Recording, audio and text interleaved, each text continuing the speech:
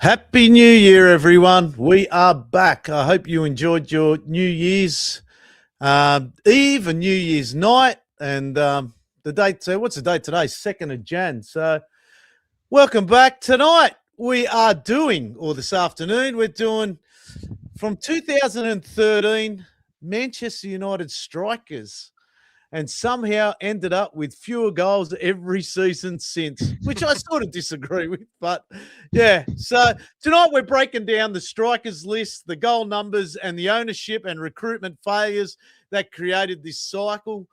Post-Fergie era, 2013 to present, $1 billion spent, consistent recess, no long-term number 9.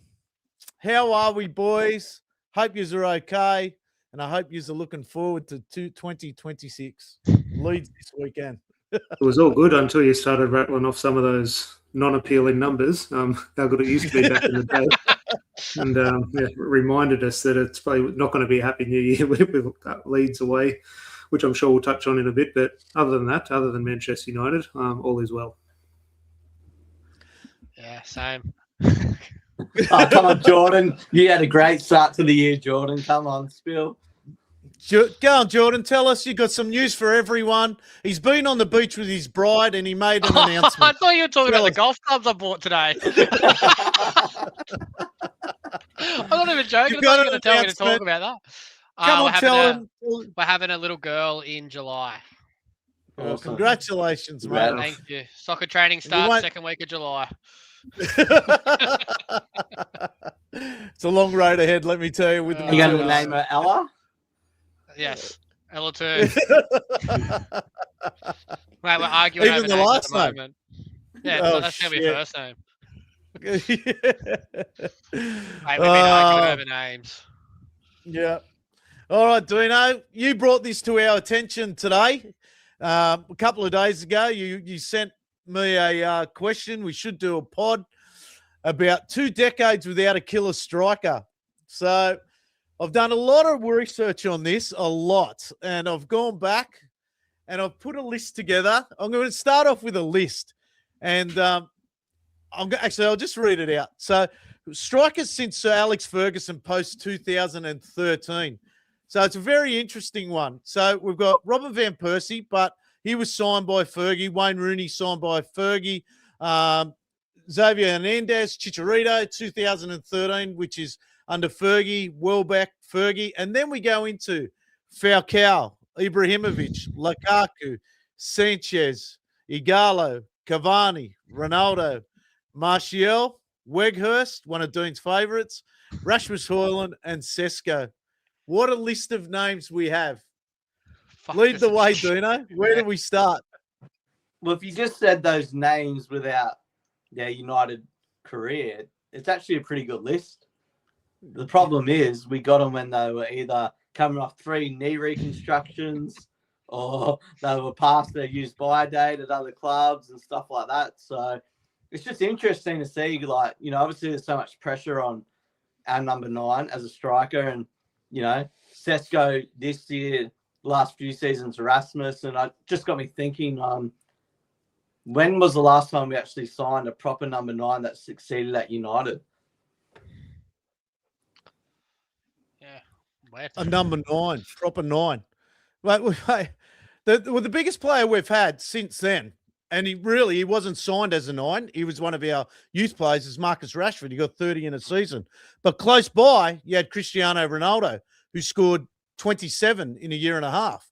So Cristiano Ronaldo to come back, how old was he? 37. 37.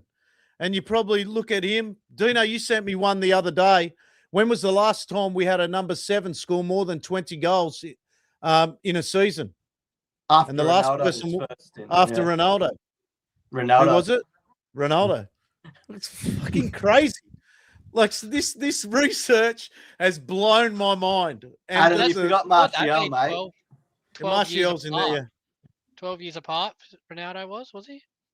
Yep. Yeah. So you 12 waited years 12 apart. years to get someone to wear number 7 and score 20 goals in a season, not just in the Premier League, just in a season. But we Mate, had some it's shockers wear the number 7 as well.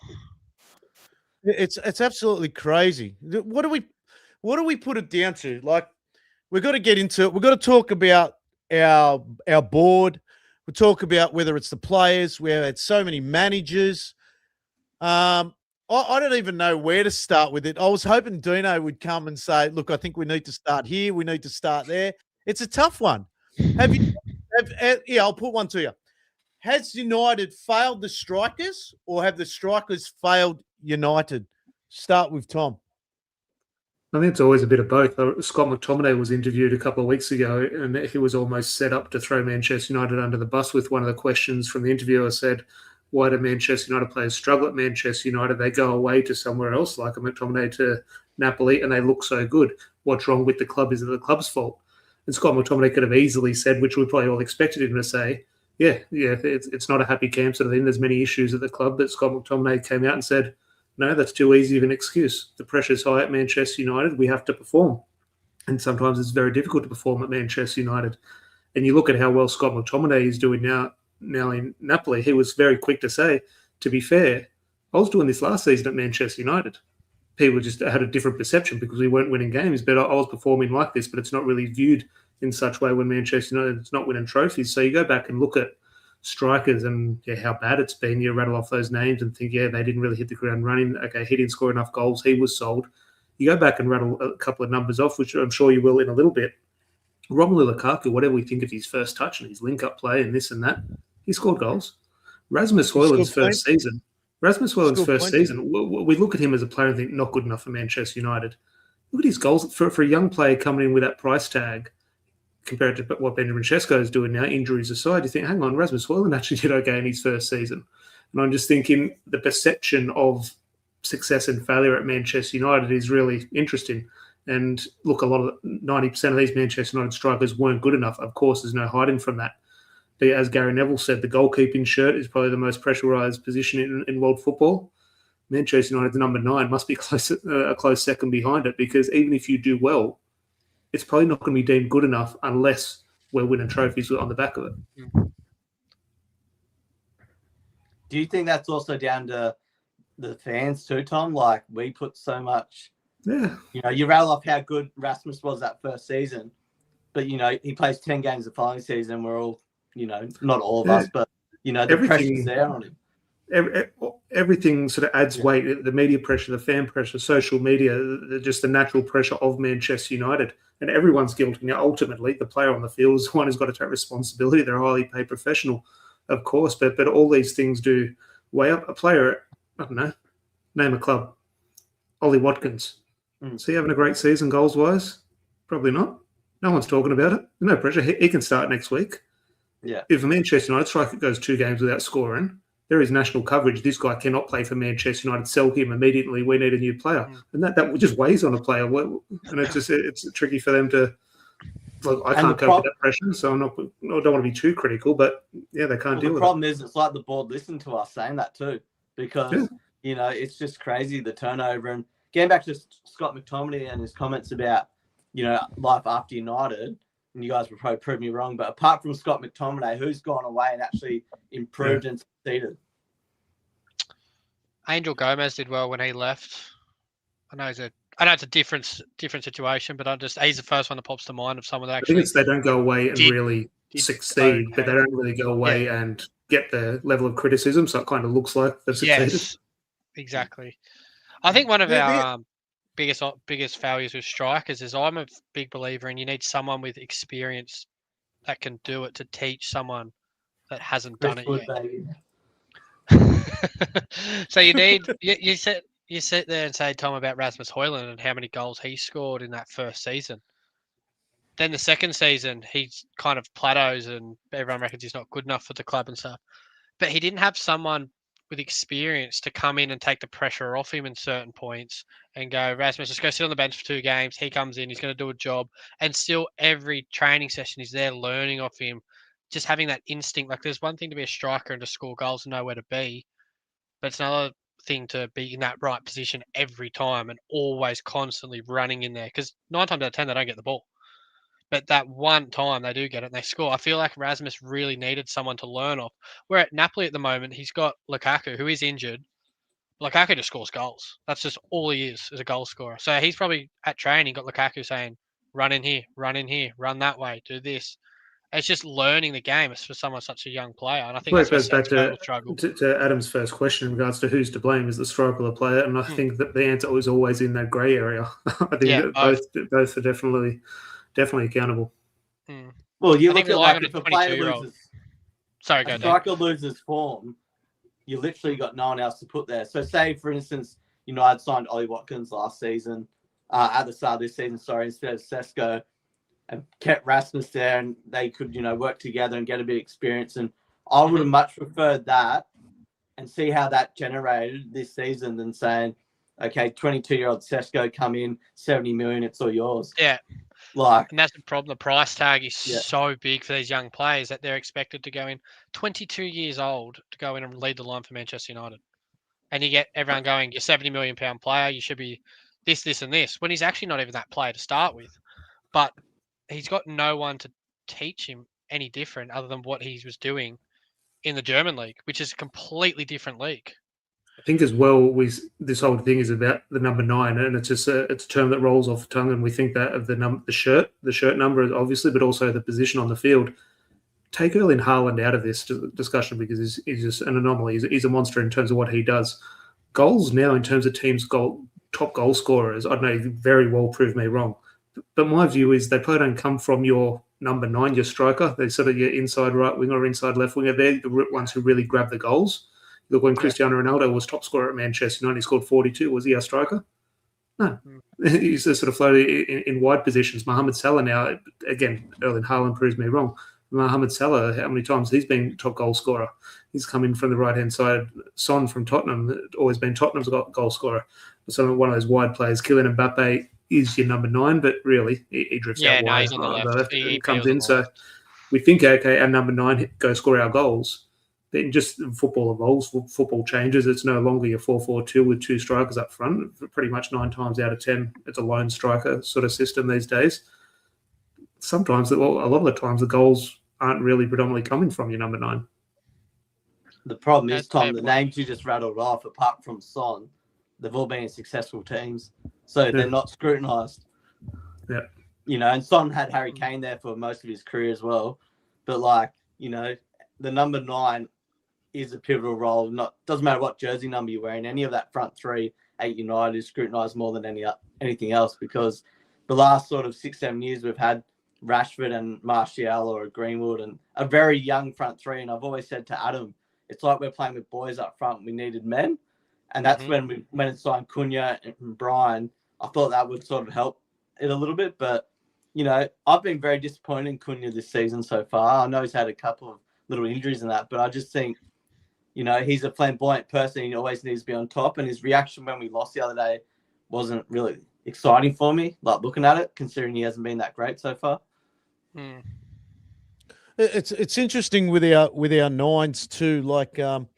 I think a lot of United fans have got a real short memory. I think Jordan and I spoke about this in our last pod, and United fans are so fickle sometimes. They just, because it was social media and everything like that, we've got so many people that just view Manchester United as probably, I don't know, maybe the last 10 years, especially the younger ones. Holy shit, man. I get on TikTok and I see some young girl, she's blonde hair, blue eyes, and she's rattling off anything she wants on a forum. And she's literally got 13,000 followers and talks about a game like she's dribbling all day long. And I sent it to Jordan the other day, and I can't believe what I'm watching.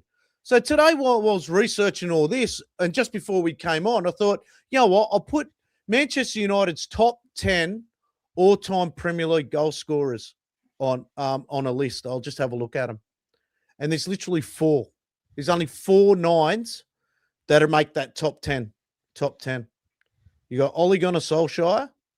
If you count Eric Cantona as one, which he used to move back and forth, so he wasn't. Andy Cole, Wayne Rooney, and let me have a look at this other one here. Here, Van Nistelrooy. They're your top. They're your top. Wayne Rooney. Ronaldo was on a wing. Yeah, Paul Scholes. These are the top 10. Wayne Rooney, Ryan Giggs, Paul Scholes, Cristiano Ronaldo, Van Nistelrooy, Andy Cole, Ole Gunnar Solskjaer. Now, this is big. Ole Gunnar Solskjaer, 91 goals from the bench. And Rooney had, and the closest one there, you got Ryan Giggs on 109, right? So he's a striker. Rashford, 87. Bruno Fernandes, 67. Eric Cantona, 64. Martial's the 11th. And Bex is number 12 on 62. And I know you got to go over probably the period that they've been there and how many years and how many minutes they've played and everything like that. But I know in these last period, probably last 2 decades with strikers, most of our strikers, they've been there a year and a half. Some of them not even a season. Like it's just on loan. It's nuts. Like you have a look at some of the stuff. So I've got goals per season coming up here. This is goals per season for our strikers. So we've got Rashford, 131 goals, but he's played a lot of games. He's played a lot of games. Martial, 90, 10 per season. Bruno Fernandes. I think like the one that's blown me away probably is Bruno Fernandes. Like his numbers, everyone just go like, and we all criticize him, but you know what? His numbers for a player, how long's he been at United? 5 years? 5 seasons, yeah. 5 seasons, man. And he's already top in the last decade, top 3 goal scorers. You got Lukaku, as Tom was talking about before, 42 goals in 2 seasons. You know, that's 21 per season. Yeah. Zlatan in a season and a half, 29. Cavani, 19. Ronaldo, 27 in a season and a half. Mate, they're good numbers. The problem we've got is we just can't keep them. Well, you look at that list there, right? Was it 3 or 4 of them were over the age of 30 when they came to the club? Yeah. That's what I mean. But that's what I was going to say before when we're talking about strikers in the world. The strikers in the world now that score goals, there's none below the age of 28. Like Lewandowski's in his 34. Like the Martinez from Inter Milan's 31. Harry Kane's 30 something. Like there's not strikers out there anymore that are under the age of 28 that you can have for 4, 5, 6 seasons. I'd wonder if that's why the money on Šeško and players that are 22 and 21 is so high. Is because they're just like hoping that they're going to turn into something out of this world. But you don't. Most strikers these days aren't traditional like these players now, are they?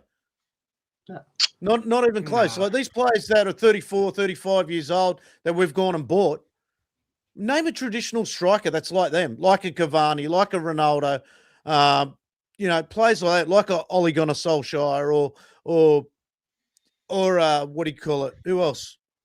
You'd have Xerxes, but Xerxes not even a striker, built like a striker. You know what I mean? I'm not saying he's like those players. I'm talking about physically. That Ekitike is quite physical. He's physical. He's a goal scorer too. Yeah. But you look at your best goal scorer in the world football in terms of a striker, other than outside of the Premier League, I should say, is probably Lewandowski.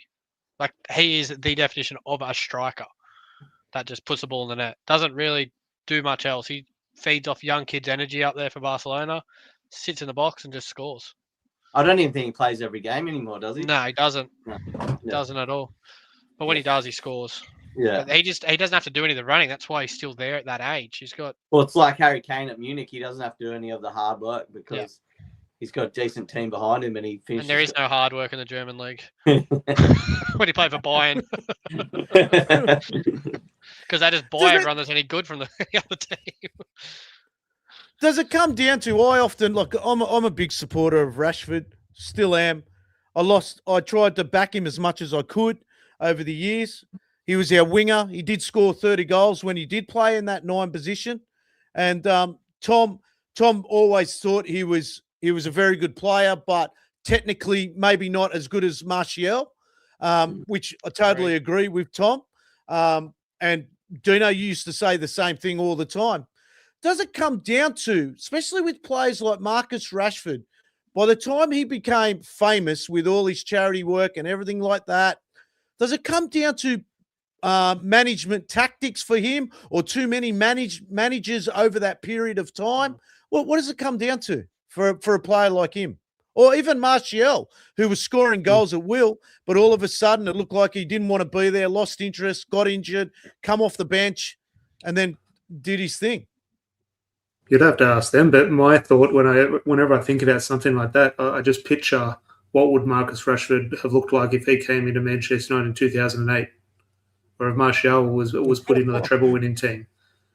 With that stability, with that success, with those other people around him, with the club running in a better structure, just naturally it's going to be a little bit different. It might be worse, it might be better. The money would suggest they're going to be a little bit better, of course. And I think that is where the opening question of the podcast was, who's to blame? Is it the individual striker, or is it the club to blame? And I just think these strikers, let's take Anthony Martial and Marcus Rashford specifically, just look at the state of the club. You just mentioned just that one issue in and around the change of manager, and I'd say more so towards Marcus Rashford, and this is far from being critical of him. He's a very, I'd say, basic player in regards to what he does. It's very, very old school. Everyone knows what he's going to do when he gets the ball. He has one thing in mind, and you know exactly what that's going to be.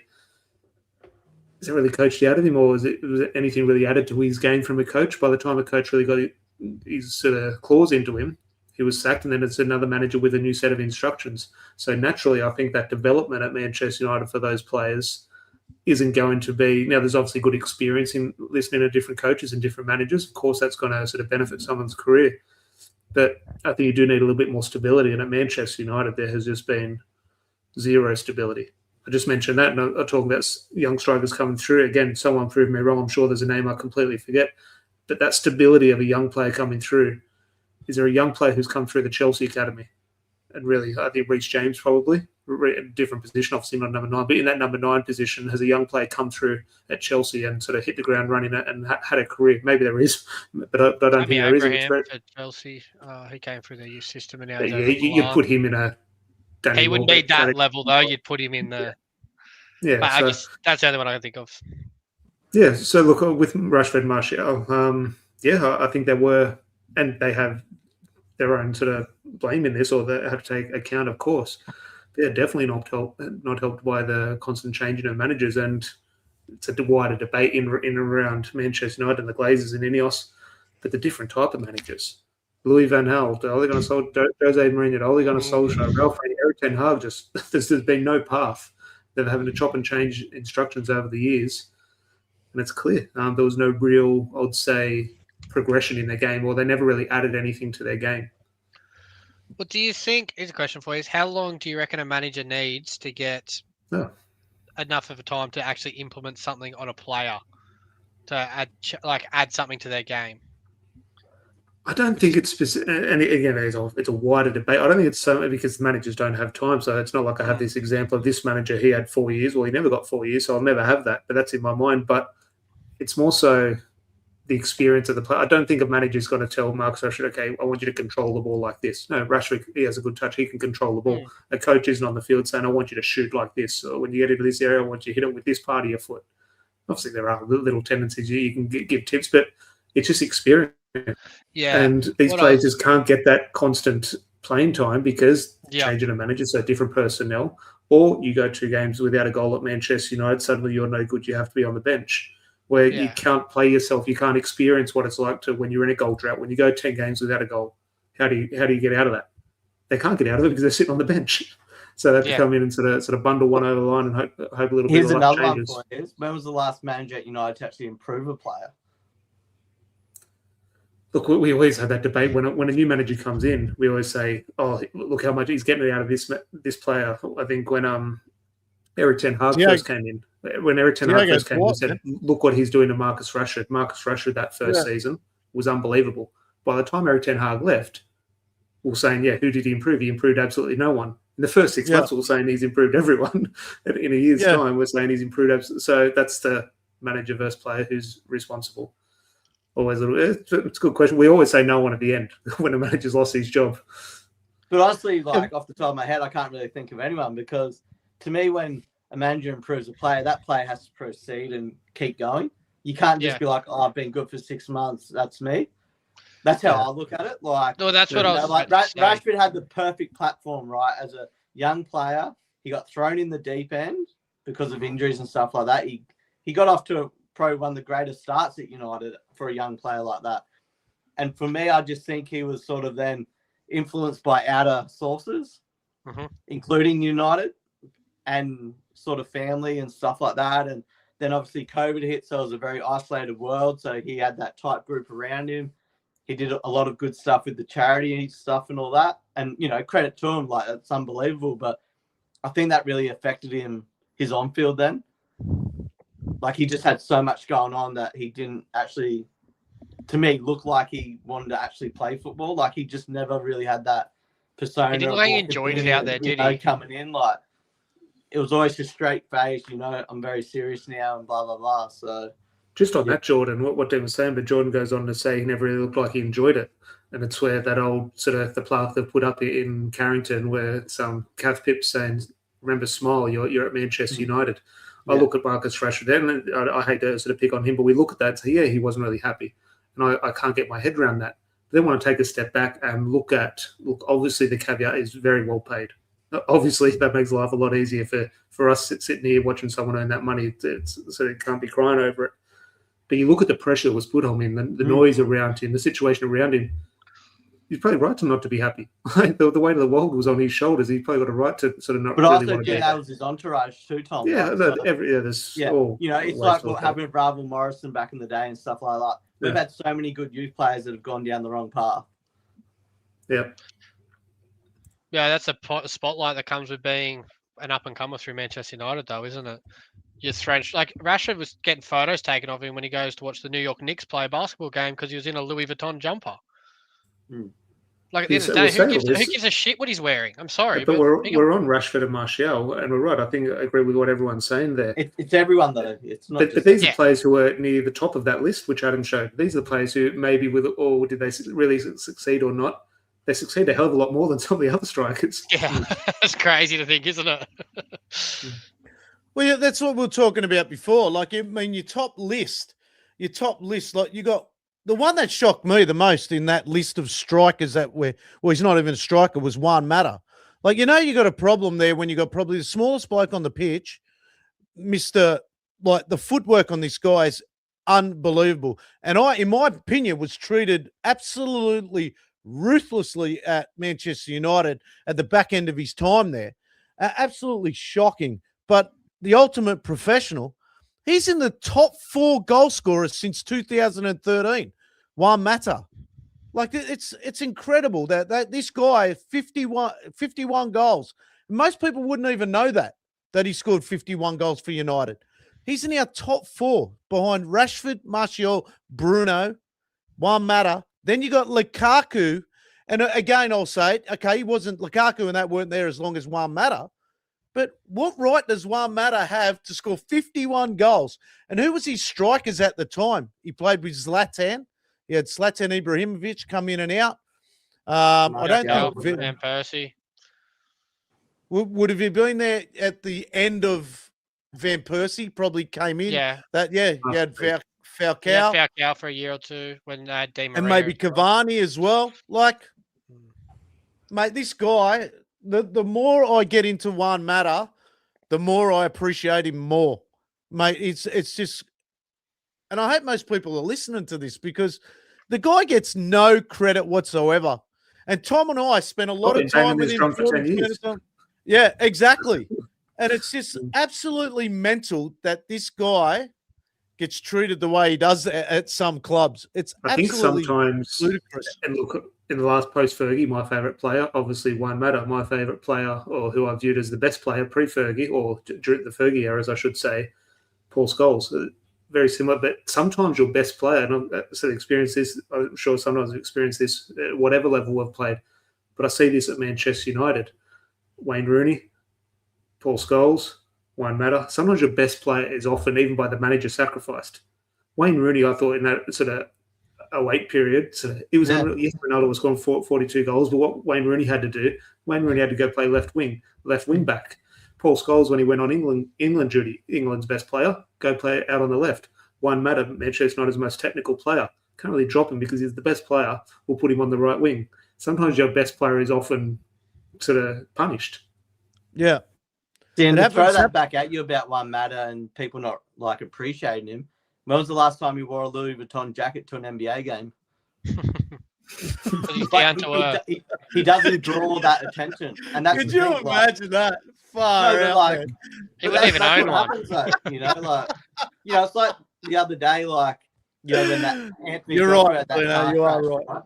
Anthony Joshua just had a fatal car crash with his mates in the car, and all you see is people dragging him out with their mobile phones in his face, just trying to get the best picture. Like the world is so bad at the moment, man. Like it's unbelievable. Like it's crazy. I don't think I've ever seen one matter without like his football uniform on or something wearing like a football uniform when he goes out. But you even look at like Bruno Fernandes, for example, Adam. Like for me, he's like a real family man. He's not out on every night and stuff like that. Where you get players that are drawn to that lifestyle, and that's why they're always in the papers. It's like when Bex and Posh got together. Look at the scrutiny on him. Imagine if that was today with all the social media. Oh, mate, all those boys. It wouldn't have been just him. It would have been all the boys in a lot of trouble, let me tell you. But he had Eric her Cantona. as well. Yeah, that's it. Like Eric Cantona, what would his life sentence be after kicking that bloke? Seriously, after that Palace cap. Look, I know you'll be chasing seagulls from the strikers, but far out, man. Chasing seagulls. Look, let's bring it back. Let's bring it back to the strikers and who we've had and everything like that. We look at times. Look, Rasmus Højlund. We thought we'd bring him in. And this is probably one of those situations where we bring him in. We probably, when we did want to bring him in, he was probably one of those strikers that will probably start from the bench. But it didn't end up being that case. He ended up playing for us a lot of games, starting games all the time. And at the end of the day, and most of us all know it comes back to the Glazers recruitment, everything like that. Ed Woodward was there, from 2012, 13. He continued up to 2022. Then Richard Arnold came in. These are guys that are bringing these players in and bringing Cristiano Ronaldo's, Zlatan Ibrahimovic's, and players like Cavani and stuff like that. As much as these guys have all scored goals for us and given us a good return when you look at how much we paid for them, they're just the wrong people to bring in at the time or across that period. You had managers that couldn't manage these egos at all. But I think what was looked at when they were brought in, and it's another side of football which probably a lot of people don't like, is how many jerseys did they all sell? Yeah. Like I read a stat that Cristiano Ronaldo's yearly wage was covered in the first 24 hours worth of shirt sales. Yeah. But not just that. Like you said, Rasmus coming. How old was Rasmus when we signed him? 21. 21, was he? So if we'd brought a 21-year-old when Cavani and Falcao and all these players were sort of there, it would have been perfect. The problem is we buy one striker and we buy 4 left backs. Like, we're still getting linked with left backs. But like we're still getting linked with left backs and stuff like that. Like you need an experienced striker. Yep. Period. Well, there was one club, it was about 2 years ago, I thought they had the perfect combination. It was Aston Villa. They had Ollie Watkins, who was at the top of his game at the time, and they had that John Duran coming off the bench, the Colombia one, who they ended up selling for 70 million to Saudi. And that was because when Ollie Watkins didn't score in a game, they subbed him off and they brought on John Duran, and he scored goals as well. And they looked like they got on. Like, I don't know, I wasn't involved in the club or anything, but what it looked like is they both just pushed each other to different levels. And I think that was Ollie Watkins' best season. And since John Duran has left and there's no actual replacement for Ollie Watkins because Villa keep buying wingers, he's probably plateaued a bit due to his age and that, but he's not. I think a striker's always got to be kept on your toes, and there's got to be someone ready for your spot, firing, some young guy firing, ready to come on. Well, we had 4 strikers when we won the treble, so that just proves your point. Like, you got to have competition. The question, though, in regards to, I agree. In terms of a real successful team, what you probably need there in that number 9 position is that experienced striker. Jordan mentioned at the start in regards to the age group of sort of current strikers scoring goals that sort of probably well into their 30s. Without mentioning any name, someone answer this, but without saying a name, just a price tag. If Manchester United will go out this summer and buy that experienced striker who's going to guarantee goals next season, what price tag are we looking at? Well, Chris Wood was pretty cheap a few years ago. He scores goals. I'm telling you. Would he score? That's the thing. Does he score him at Manchester United? That's how the do you issue. know? But I'd rather waste 15 million on a Chris Wood than 80 million on a Rasmus. That's the balance, though. 15 million. He goes 2 or 3 games. Let's say a Veghorst. He goes 2 or 3 games without scoring. Why didn't we go get the £90 million player? Look at him. He's no good. And that. No, but you have both times. Pressure, so suddenly he looks like a failure. You go get that £90 million player. You have both. You don't just have one. You got to have both because when Rasmus isn't in form, you throw in the Chris Wood. When Chris Wood's they've got to be challenging for each other. You can't just have one dominant number 9 and we'll worry about the rest later. There has to be competition. It was like when Welbeck and all them were there. There was a group of them that weren't really elite, but he had Makeda and players like that around him and Chikorita, I think, was still there. And, they were sort of fighting for that bench position. We got nothing. See, look, I agree, but because I'm playing Football Manager in my mind now, I've got the screen in regards to my squad depth and everything. I'd go bring that best striker in. He's fantastic. In reality, though, in the real world, let's say that's Cristiano Ronaldo. Prime Cristiano Ronaldo comes in. He's not getting subbed. That player, what we think in our mind, he's going to come in and get the games in the Carling Cup or the Europa League. Really, I don't think that player, that 20-year-old, 21-year-old, if you have that experienced striker who's really scoring the goals, ever really gets the experience they really need. So by the time they're 24, 25, a Danny Welbeck, under all those great strikers, once he has to be the main man at Manchester United, once Robin Van Persie leaves, is he really good enough for Manchester United? Probably not. He never really probably got the football he needed in those years. So I think I agree with you that that's what we need on paper for my mind. But I just think in regards to the way it usually plays out, it never really plays out like that. Yeah, I agree. I think now the media is just so involved in the sport that, if you sign, look at Ekitike for Liverpool, right? I think he's miles ahead of Isak this year until Isak broke his leg, and he's always been injured. But Isak was on the bench for Liverpool for a couple of games, and they're saying, how can you bench a £120 million player? You've spent Florian Wirtz, when he was playing shit and he got put on the bench. So, you can't buy someone for that price and put him on the bench. But I think I find that also harsh to the players because I don't think a player can ever set his own price tag. The club sets that. But then it comes back and bites the players when they move, if that makes sense, if it's not working out. But to go back on your point before, Tom, about players not getting, if they don't play for Manchester United, they don't get as much heat from the media. Look at that Gyökeres for Arsenal. Personally, I think he's shambolic up front. And he doesn't look Arsenal don't even really play him. And I never really watched the Portuguese league. You sort of took an interest when you were linked with Ruben Amorim, and we remember that game where they played Man City in the Champions League, and you watch YouTube, and he looks a player, looks a proper number 9 at Arsenal. And again, pressure situation. I don't know all the ins and outs of the challenges a striker at Arsenal does face. But doesn't look a great footballer. He looks like a striker who's come in and not quite hit the ground running at United. I can see Gyökeres doing almost the same as what a Manchester United striker comes in and does over the last 10 years. And you're right that there are sort of one or two murmurs of sort of criticism at Arsenal, but probably just within the Arsenal fan base. No real, real proper scrutiny. It's not like outside noise like we caught. I reckon Cunha's caught more than him in terms of performances and things but like that. But the reason is that they're on top of the table, and that's just what it is. Yeah. Well, you fucking got me there. It's just what it is. Sometimes I hate it when you come on because sometimes you speak way too much sense. But you look at when City had Kun Aguero and Zeško and all those sort of players, they had multiple players. My point is that over the last decade, we've signed all these old players, even some on loan.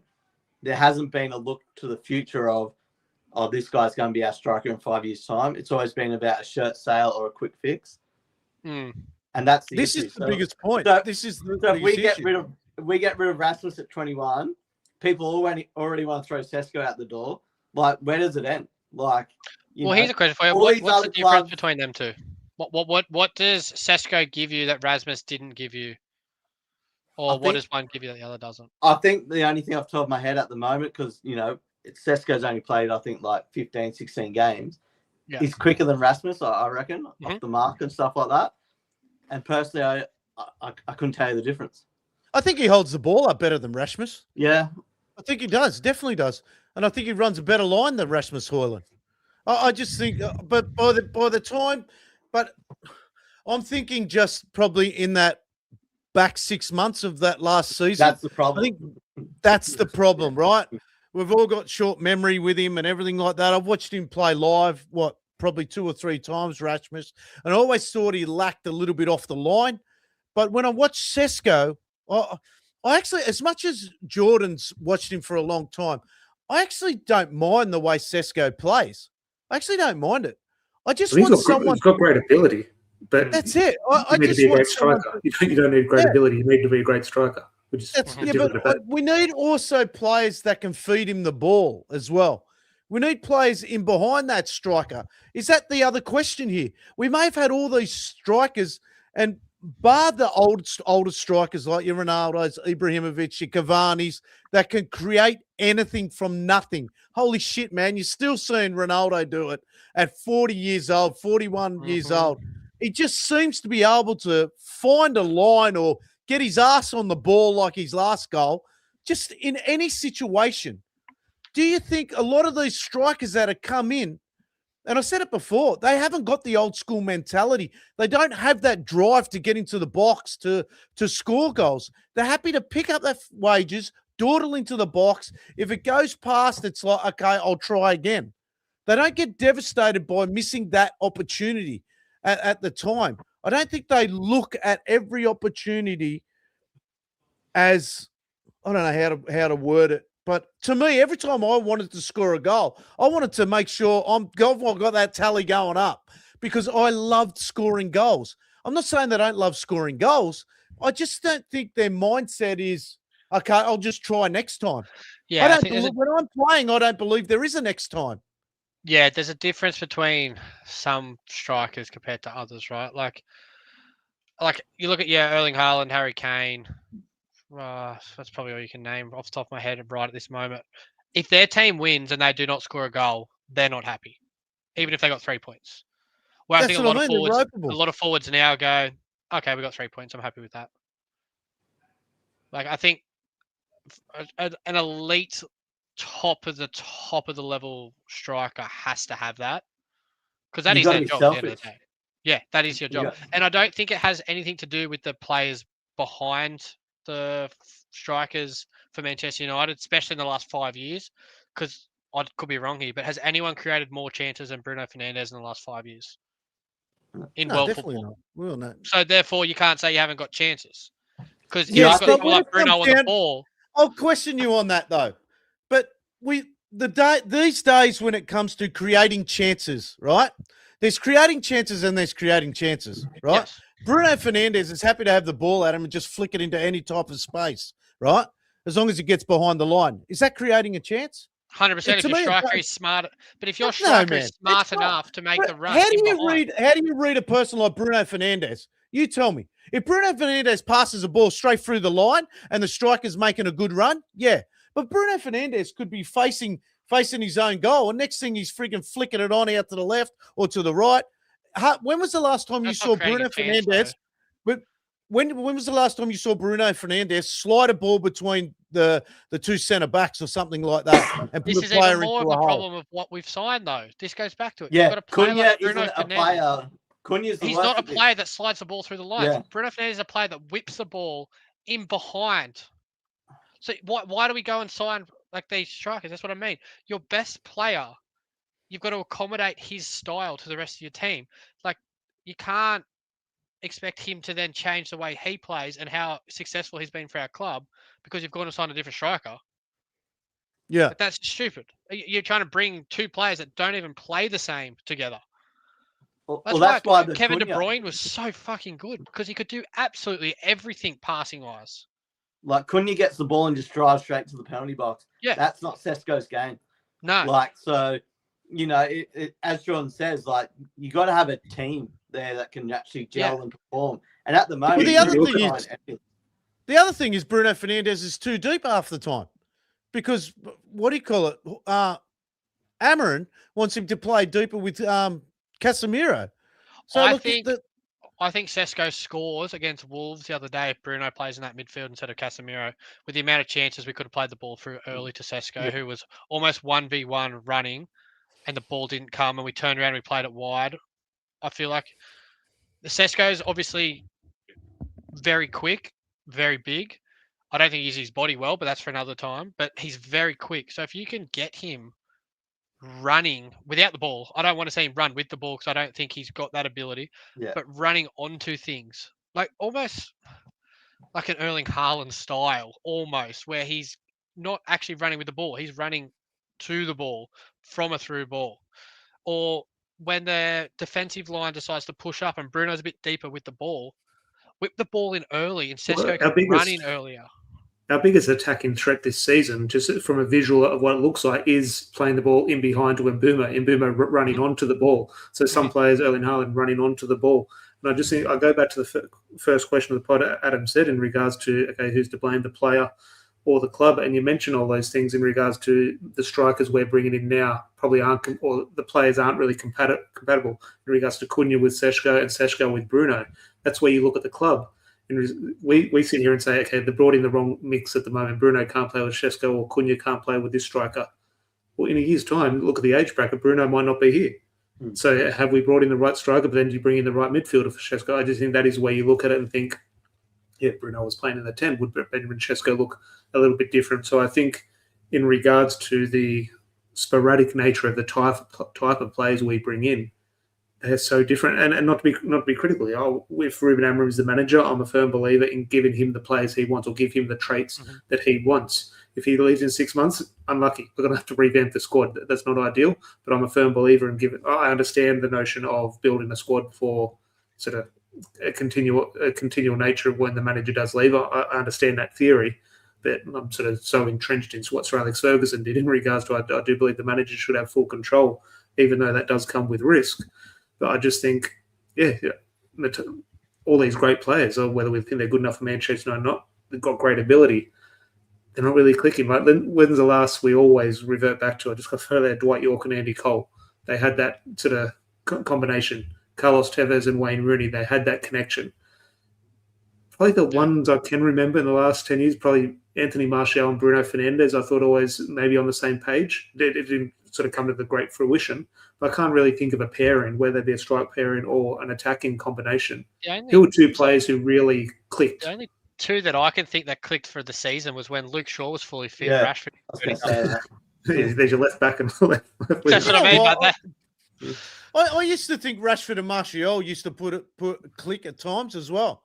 I used to think like Martial would play in that 9 position and Rashford out on the left. I used to think that Shaw, Rashford, and Martial used to always click, but then one of them would get injured. It was always that case that, and like even before that, I'm trying to think like, so you go back to Moy, you still had Wayne Rooney there, Van Persie there. You didn't really, do you think you had a combination in that era there? No, that's the 2-13. When I think of Moyes, when I think of Van Persie and Rooney, I think of Villa in 12-13. That's obviously Fergie days. Fast forward 6 months, it's a very different story. In terms of Wayne Rooney desperate to go to Chelsea, Robin Van Persie, so not quite happy. So it was almost two different sets of characters in regards to them on the same page under one manager. A new manager comes in, and it was absolutely disastrous. Not disastrous, but yeah, in terms of I'd kill to finish 7th these days. That's where that team finished under David Moyes. And look, it's interesting. It just goes back. I'll keep reverting back, Adam, to that first question you said. Who's playing? Because we always want to fix. We always say, okay, that's the problem, let's fix it. It's always in a grey area. Benjamin Šeško, he needs to do better. Yeah, but Jordan Drake, the players behind him need to do a little bit better as well. And I just think it's very tricky to sort of evaluate. I think So- our front line changed so dramatically this season, though. Like, you have literally got 3 new players who have never played together. I think you've pushed someone like a Bruno Fernandes, who's always played in a 4-3-3 as a 10, now playing as an 8 in the midfield too. Then you've got Ahmad that's now playing as a right wing back. I think that whole scenario, like when you think of successful teams, they swap one player out for a like-for-like swap, or bring 2 in for the season and 2 go out. Like, they just strengthen the same spot. Whereas I think right now we've just gone and put pretty much 4 players in 4 different positions, and it might take time to adjust. I don't know. I'm just trying to be that other side of and things. look, some of our best football. Adam mentioned there, sort of Greenwood. Greenwood was a part of it, wasn't he? But Rashford, Martial, Luke Shaw, Paul Pogba, I'll throw in there as well. We probably don't remember, or probably don't think of that COVID era. It was bad time. It was probably a bad time for everyone. But Manchester United weren't actually as bad as we think. Played some pretty good football there. There was some bad we finished moments. second. No, Yeah, we I know. finished But remember- second. Greatest achievement. That's what I mean. Yeah, but we Remember finished that second under feeling. Ollie as well. At one stage with Ollie, we got to first place. Like, Yeah. it was. But the How good's feeling, that run? but not I amongst talk us. about this all the That feeling time, was- man. But that feeling was, I agree. Everyone here obviously loved Ollie on a social, but the feeling, we talk about that outside noise, that outside pressure, that was a bad time. Solskjaer ended up costing his job because he didn't win a trophy. Even though you look back at it, it was actually relatively pretty good. And I just think you go back and look at that football, very good football, just had the feel, and not to be critical of any of the managers at that time, players playing off the cuff, off instinct, in terms of the way Bruno plays, the way Paul Pogba played, the way Marcus Rashford played. Now, whether we like it or not, whether someone's a fan of the system or the manager or not, it does feel like there is a definite structure. There is something when Bruno Fernandes, Casemiro has the ball. Where's Brian and Mbeumo? When that ball's in transition to Mbeumo, everyone's moving into a certain structure. And you can see what we're trying to do in regards to wing backs, sort of create an overload with that inside 10, whether people prefer the natural instinct of individuality or they prefer the structured build-up. That's obviously a preference. But I do think in regards to, I think there's a more structured way Ruben Amorim wants to attack. But in regards to maybe what is sometimes better for some players is that throw them in that area of the pitch and let them figure it out themselves. I think when some people have too many instructions on what to do, it can take away from their sort of natural flair. It's not like we're not creating chances, though. Like, I'm pretty sure this season we're creating a lot more than... That's what I mean. I think the football is actually good to get us in those areas. It's the problem is, though, say Šeško's having an off day, you literally have no one on the bench or an experienced player to come off the bench to slot in there and play 20, 30 minutes. It's literally Šeško comes off after 60 minutes, you put Cunha forward, and that's it. Like, there's no... And that's my issue is that, like, you know, every striker has their off day, right? So you bring someone else on and, you know, throw him on and, you know, he might have an off day as well, but you take that pressure off that person and you bring someone else in and they sort of share the pressure and in the mix. As where at the moment, there's nothing. It's like Brian Mbeumo got off to a great start this season. The last month, he's been poor, very poor in my opinion. And if it wasn't for Ahmad sort of carrying that side, I don't know where we would be at. So, you know, these players that have come in, Brian's got off to a great start. I've been very disappointed in Cunha, and Šeško is inexperienced. So, you know, even though we've changed that sort of front bit, and I know it takes more than one season, but this is another issue. We should have been thinking about this season 3 seasons ago by having players already there with experience that could be playing this role. Do you think we can't do that, though, because we don't have a manager there for longer than 3 to 4 seasons at the moment? Like, who's had the longest reign as a manager for us since Fergie? Get the manager. Look, it'll be Ole Gunnar Solskjaer, I assume. That's what I mean. I might be way wrong. Jose was 3, wasn't he? Was he 3 or 4? Much of it, muchness. Mourinho lasted 2, I think. I'll take that discussion away, Jordan, from the manager. And you talk copy Mainoo, a different position, but let's take the copy Mainoo situation now. We talk about, and again, my mind is all on paper in agreement with what everyone's saying. I'm playing Football Manager. I say, okay, I'm going to have him on the bench, and he's going to sort of play 10 games a season. Next season, he's going to play 15 and get to 20 starts. If a player's on the bench now, and that's the club's plan, that's the manager's plan, this is how we're going to integrate him in and develop him. If he's only playing 5 times in the first season, what do you think's happening? Transfer request. He's gone. I just think that there is no patience. Egos are crazy, isn't it? So there is no patience. Someone now is going to have someone in their ear, like under Sir Alex Ferguson. He would have convinced a player, look, You're going to come in, if we're in the Carling Cup, you're going to play League Cup games. I'll give you 5 appearances in the Premier League. You perform, next season you'll play group stages in the Champions League. Suddenly he's 22, 23, still at Manchester United. Someone breaks down with an injury. He's now playing for the next 3 months and he gets his chance. But now when that instruction is given to the player in that first season, he says, no, that's not good enough. Chelsea are going to offer me this money and a starting berth, so I'm going to go. And I just think there is just, and that's a football-wide problem, not just Manchester United. But the problem is, how did Kobe get his shot in the first team? Well, he's good enough. He played. There wasn't other players there fighting for that position. Yeah. And that's what I'm getting to as a squad. We literally don't build a team because, as you say, we mix and match managers and stuff like that. But, Kobe got that opportunity. He absolutely killed it. He's playing in the final for England. Then gets injured for pretty much a whole season, really. And just expects to walk back in. It's just, I think we create the problem as well because, if we had a decent midfield, 4 or 5 midfielders in that team, Kobe wouldn't have been in that team at that age. Yeah. Do you think though, so again, playing devil's advocate here, going back to say Fergie era and all that stuff, do you think he signs a 22-year-old striker for almost like a record fee to start up front for Manchester United? No. You think about what Tom just said there, where you have a young player and he would let them know you're going to play 5 games in the Premier League, a couple League Cup appearances. Next year you play well, you start doing group stages and that. Before you know it, you're 3 seasons into Manchester United. You know what it's like to wear the shirt, the pressure of the fans, playing in Old Trafford, the media. You're used to it all because you've been there for 3-4 years before you're actually an out-and-out starter every week. I think these kids are getting thrown. Jack Fletcher got thrown into the fucking deep end on the weekend. And he is not... Again, I don't want to go on about it, but physically he's nowhere near it. And it's not his fault. I think the problem you got there, Jordan, is we're talking about, you mentioned Fergie's era, right? Mm-hmm. So the youngest striker that Fergie's probably bought is probably Wayne Rooney, right? But in saying that, if Manchester United were playing like they are now, do you think Wayne Rooney now signs for Manchester United back then in 2003, or Cristiano Ronaldo probably may still come because he probably didn't know any different.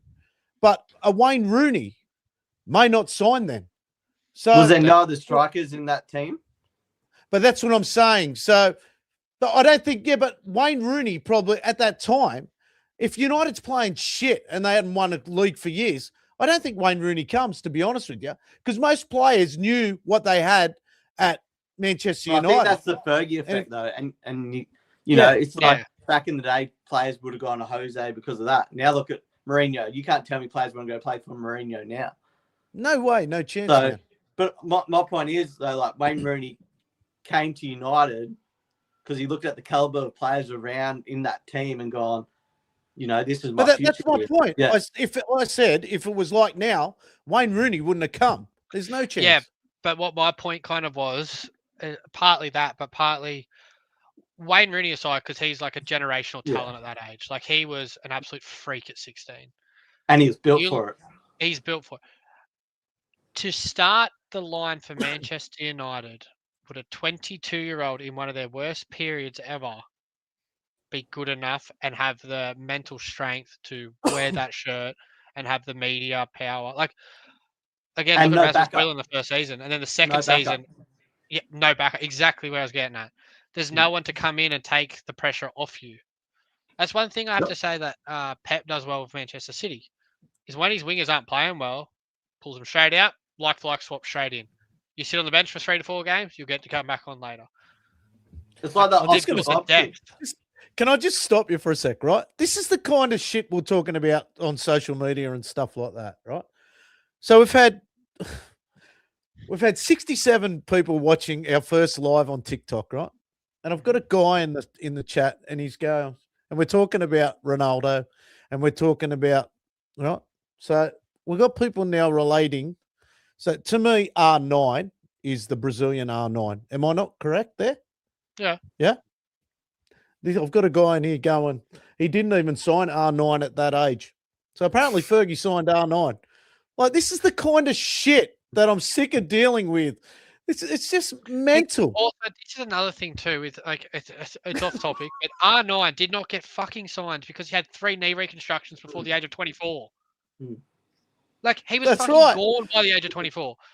2002 was his Mate. last year of doing anything in football, really. Like he swallowed his tongue. Oh, holy shit, man! It's just tell you what, it's And he wanted to mental. go live on TikTok. With the original Oh. Ronaldo and bring that in towards a Manchester United and tie it in with Cristiano Ronaldo, it shows our age and it shows the advancement in technology. We went following Cristiano Ronaldo the season before he arrived at Manchester United. There was no Fabrizio Romano updates or anything. We obviously know the story of how he signed. The way I found out about Cristiano Ronaldo's signing was on the old where you had to log in the internet. Yahoo opens up and on the sports tab as Ronaldo given the number 7 shirt at Manchester United. So I thought it was R9. Ronaldo signed for Manchester United. Obviously, you click on it. It's Cristiano Ronaldo. That wasn't really a thing. Yeah. But going back to the original topic, and I don't want to bring it back, it's luck. Okay, obviously you do need an element of luck, but I don't want to say it's all down to luck. But Adam, if you were to bring up the list of the strikers over the sort of the last 10-year period, the ones we would say are successful, I would hazard a guess they hit the ground running with something on their debut. Wayne Rooney, hat-trick. Marcus Rashford, debut on his double. Double on his debut. And I just think Zlatan scored away at Bournemouth. Did Martial score Liverpool on his debut? Yeah, on his debut in front of Stretford. And Lukaku, I think, scored a double against West Ham potentially. And I just think they hit. There's something there. There's a feel-good factor to get them going. A striker comes in now, and they don't score on their debut. Why did Lukaku leave? I think Fellaini and Lukaku was in a very. I felt Ole Gunnar Solskjaer wanted that Martial, and I think he wanted better footballers. So my thinking was he wanted a Rashford or a Martial through the middle. Yeah, I couldn't remember if there was an issue with him and Pogba or something like that, but I couldn't remember. I actually saw social media was a big part of that one as well. It was a huge part of Lukaku leaving. But I think Lukaku, man. Like, I don't know if this is actually true, but say, for example, he's gone to Italy and played for 3 clubs in Italy already. He's played for Inter Milan, won everything there, went to Roma, and now he's at Napoli. Like, he is that type of player that he's like almost like the Conte of managers. Like, he goes to a club 2 years, scores a shitload of goals, moves on. Or West Brom, Chelsea, United. He's the footballer. If you accumulate all his transfer fees, he works out to be the most expensive footballer of all time in regards to transfer fees. Is that really big? Yeah. I'll put one up for you. Dino and I were going up through this in short. It's net spend versus goals, right? Net spend versus goals. So we've got Martial, right? 58 million he cost us. He scored 90 goals. It's 600. What did we say? 600,000 per goal. Yeah. Lukaku 75 million, 42 goals. 1.78 million per goal. Not bad. Zlatan on a free, 29 goals. Cavani on a free, 19 goals. Ronaldo, 12 million, 27 goals, 440 grand. Falcao, 6 million loan, goals for 1.5 mil. If I ever wanted a striker, if I ever wanted someone to succeed as a Manchester United number 9, it was Falcao. My God, you talk about a great striker, and if he hit the running, there would have been a statue. There would have been a statue of him. He was he was an incredible striker. Just the day he signed, I went and ordered the long sleeve white away kit with Falcao on the back, and I was wearing that everywhere. Like, everywhere. But this is United. I'm pretty sure we signed him after knee reconstruction, and he hadn't even played for the team. So yeah, he was at Atletico and he didn't even play. This is the whole point of the future and stuff like that. Everything's just for the now, and unfortunately, like that was the definition. That was a deadline day signing as well as a definition of a panic. Yeah. Now, this is where where I was talking before about Ed Woodward. And I mean, Richard Arnold at the moment, he's getting away with it because he's only just come in. But Ed Woodward, Richard Arnold. Who we got now? Omar Barada now. So Omar's getting away with it at the moment. But I tell you what, if Šeško doesn't start, it's hard to put it because I don't believe. Do you believe? Here's the question: look, we've just clicked over an hour. So what do you call it? Is Šeško, even though Omar and Amarin brought in Šeško, I don't think they did. Yeah. Christian Well, Vavell brought him in. Vavell brought him in. The sporting director, because he worked with them at Red Bull. Oh, okay. Yeah, I didn't know that. That's my opinion. That's That's why we didn't get Watkins. I'm pretty sure Yeah. Ruben wanted Watkins, but because Vavell is sporting director, he got Šeško in. Well, this was about to be my point. So Šeško doesn't really suit Amarin's system, so we've just got another striker in that doesn't suit anything. Yep. But that's what a sporting director is meant for, isn't it? Isn't the sporting director meant to look over the next 5 to 10 years and not just the now? So that's the other issue, is that you got a sporting director who's not on the same page as, say, the rest of the club. Yeah, it's the tricky situation, and it's where, look, I look at the way football has gone, and with the financials, I fully understand the need for a structure and the need for a plan. Of course, I'm not disrespecting that idea, and I understand the full risk of giving a manager 100% control and power. I understand it's risky. I'm a Manchester United fan. That's how I saw success. I saw Sir Alex Ferguson run a football club, and it worked okay for me. I'm fully aware of the risk of doing that now. That is where I do. If I'm a manager, if I'm sitting there and I replace Ruben Amorim tomorrow, and I have my plan, okay, I want this striker. I know the way I want to play football. If I get him in, I know what I'll do. I know my instructions. I think he'll succeed. Well, that's right. I don't like him. I don't even get on with him, let alone think he's a good player. What do you mean? When Sir Alex Ferguson signing a player, he's not just signing the footballer. He's going to his house and sort of what's he like as a person. Imagine showing up to work each day and you don't like the players, or the players don't like you. It's not going to work. But if someone else is signing the players, we're signing. He's a great footballer. He's a dickhead. You're not really going to like him. He's going to cause a lot of problems. But the XG says he's going to be really good. You're going to have to get on with these players. And I just think that is where I look at a manager. And it just, in my view, the way I view it, they need to be the ones signing the players, because they're the ones Look at working. Chelsea. Look at Chelsea right now, like with Maresca, like perfect example. Had no say. The problem is with that, you get like Eric Ten Hag and those sort of guys. It's risky. Players, It's risky. You know, signing a player for 5 years, that's the risk. You know, if you're going to go down your way of giving manager power, you sign players for 3 years. But then, do they come to United for 3 years? That's the other issue. Yeah, 100%. I've just got one here for Jordan. I've already read it. It's fucking a joke. I want you to read it out, Jordan. I really want you to read it out. Listen to this. This is coming from. Don't mean to be rude to him. Clearly, he never watched Šeško play last season. United lens. I'm calling you out here, mate. Seriously. Šeško isn't a striker. He's a number 10 being played out of position. He does understand that Xavi Simons, that plays for Tottenham, was the number 10 for Leipzig last year, where Šeško was an out-and-out number 9 by himself. Oh, mate, you want to get on TikTok, TikTok, mate. A 10 would be worse than Šeško's a 9. Jeez. He doesn't have the ball playing ability to be anywhere but inside the box. He's got that off the mark pace, mate. Like that, and that's what you got. Ruben literally has to sit there and go, okay, this is our only striker. How do we get the best out of him? Yeah. And it's early balls. Like, well, here's a question for you. How many goals would you say for Šeško, for someone that you spent, was it 60, 70 million on, to have a good first season? Like, what would you be happy with? Because I heard someone say the other day that they'd be happy with Gyökeres to hit 10 goals, and he cost them 75 million or something. Mate, Šeško at 22, realistically, 9 goals, I reckon. I was thinking 12 in all competitions. Yeah. See, look, I don't disagree. The problem is there's no other striker, so you want to say 20. That's the problem. Yeah. You mentioned 20, and in reality, you look at those 9, 10 goals, however you want to weigh them up in Premier League or all competitions. But let's say you're looking at 9 to 12 goals and think, yeah, okay, that's okay. Well, we can build on that. In reality, I'm sorry, if a striker comes in and it's not scoring 20, 25 goals, they're going to fail. Yeah. Because everyone thinks every striker is Haaland. That's the issue. Yeah. They're going to need 20 goals to have a platform. As I go back, what did Rasmus Højlund score in his first season? That wasn't good enough. Would kill for Šeško to score that this year. Yeah, but see, I also think my biggest problem. Cunha, Bruno, and Brian, got double figures this season. I think the pressure on Šeško wouldn't be as much. Yeah. Well, I expect Cunha to get 10. I expect Mbeumo to get 10, and I expect Šeško to get 10. I think you should get 30 goals from your front three, no question of a doubt. I think that's a minimum. I actually think Brian and Cunha should be getting more because they've actually played in the Premier League. Yeah, I agree.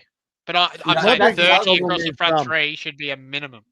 But that's another thing is like, signing a player with Premier League experience to, a player coming from Germany. And as Jordan knows, it's a complete different world. So I think you have to add that into when you do sign a player is that it's going to take time if they're coming from a foreign league compared to a Cunha or a Brian that's come already from there. So does that not go further on to your point, though, of having a striker that's experienced in the Premier League to learn off for training, like Chris Wood? Yeah.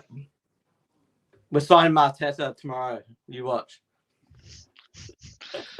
Oliver Glasner will resign now if we got him over the line, I reckon. He But wouldn't this wait is the another thing. season. I got to say this. So, Semenyo is a great player. Don't get me wrong. But is he what we need right this minute? Like, why were we? Where does he play? That's what I'm saying. So we need a midfielder. We need strikers, but Semenyo would be good. That's where I get so we've obviously got money there to spend. Why aren't we spending it on a central midfielder or another striker? I don't get it. But this is where I was talking about our board. At the end of the day, the whole situation comes back to our board, doesn't it? At the end of the day. Because Ruben can't take control. It's the whole club. It's the whole club, but it's the board from the Glazers to Ineos. It comes to, at the end of the day, it comes back to them. You're right. Well, but they don't get sacked. That's the problem.